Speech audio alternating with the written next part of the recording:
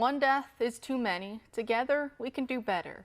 That is the motto, doubling as the headline for a new report published by America's Warrior Partnership and their Operation Deep Dive.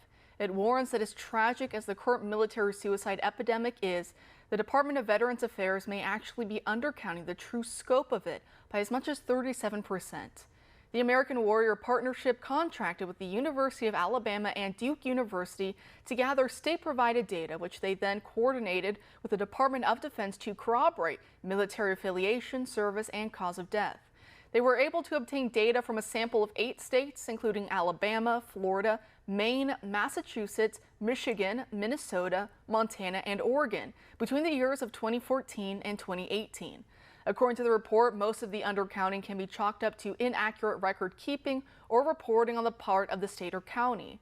And now here are some of their findings. Quote, approximately 24 former service members die per day by suicide, determined by coroner or medical examiner, compared to the VA's 2014 to 2018 average of 17.7 veteran suicides per day.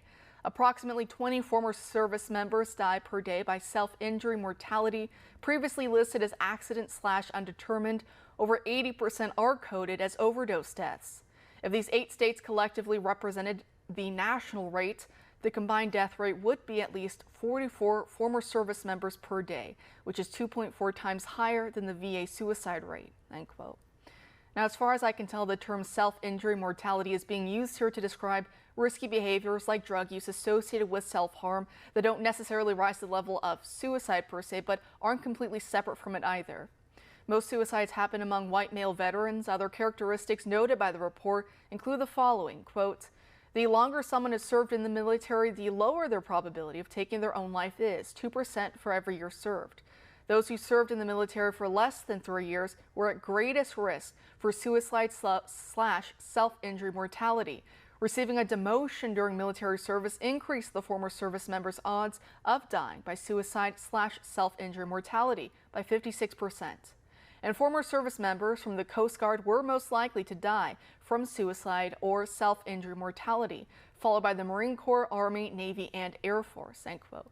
So joining us now to discuss is Chris Enget, a grassroots engagement director for Concerned Veterans for America. Chris, thank you so much for being here tonight on this very important topic. Thank you so much for having me on. I appreciate it. So this is a very, very heavy report, and before we get into it, do you have any words for veterans who may be watching right now who are struggling or at least know someone who is? With the new 988 number coming out and the veteran suicide hotline and all the different options that are out there for veterans, we all want to help. There are people out there that are trying to do what's right and to take care of veterans and reach out and get that help.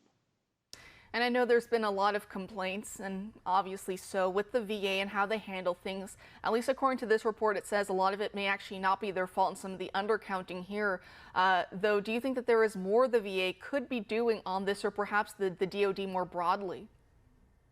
Absolutely. When you have veterans who are committing suicide in VA parking lots, and you have 22 veterans a day within the VA report, and as this report says, close to 44 veterans a day that are committing suicide, there's a systemic issue here that veterans aren't being taken care of. And when there's no hope that you can actually be taken care of, especially within the VA system, it makes it much more difficult to move on with life. And veterans are struggling to continue to move on and to continue to heal from injuries sustained in the military. And so the GAPS Act is a great option that Concerned Veterans for America has been working on to try to get more options for VA healthcare and get more healthcare within our community, and to ensure that veterans get to have those options to receive their care if the VA can't see them in a timely fashion. And that's really what we're trying to do, is get this problem taken care of in as timely a fashion as possible, whether it's mental health or physical issues. We need to get veterans in to receive that care as soon as possible. And I think perhaps one of the worst parts is that this report, as horrific as it is, it was only looking at years going as recent as 2018. And of course, that's now 4 years past, and we've seen this epidemic is only be getting worse and worse. Do you think we really need to be talking about it more so that people can be checking in with one another, with loved ones who are in the military or who are now no longer with the military, just, checking on one another to make sure everyone's okay? Do we need to be talking about this more? We absolutely need to be talking about it and not sweeping it under the rug. And when they take some of these numbers and they don't use accurate information, it makes the issue seem maybe not as bad as it is. And just like you had said earlier, one veteran is too many. And if we're not talking about it and we're not putting these options out there and we're not bringing hope back to the veterans' lives and letting them know that they matter, that's that's what we're going to see is more of these issues, and we're going to see more veterans isolate instead of coming out and getting the help that they need. I think that's very important. And I know we're up on time here now, so I'll leave you with the last word. If there's any last message that you'd like to give, or anything I didn't cover that you think needs to be said. Absolutely. Concerned Veterans for America is working really hard to get this GAPS Act passed in Congress, the guaranteeing healthcare access to personnel who served. And it's going to just ensure veterans receive care in a timely fashion and prevent the administration from continuing to roll back care in the community options. And that's what we've been seeing over the past couple of years is those options are being rolled back. And so we got to ensure veterans receive that care in a timely fashion wherever they are, no matter whether it's at a VA facility or outside the VA. We need to make sure that veterans receive that care. So if somebody wants to know more about what we're doing and how they can be involved in that, please go to cv4a.org and click the button Get Involved.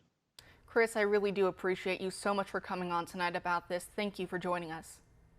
Thank you very much. I appreciate it. Thanks for having me on.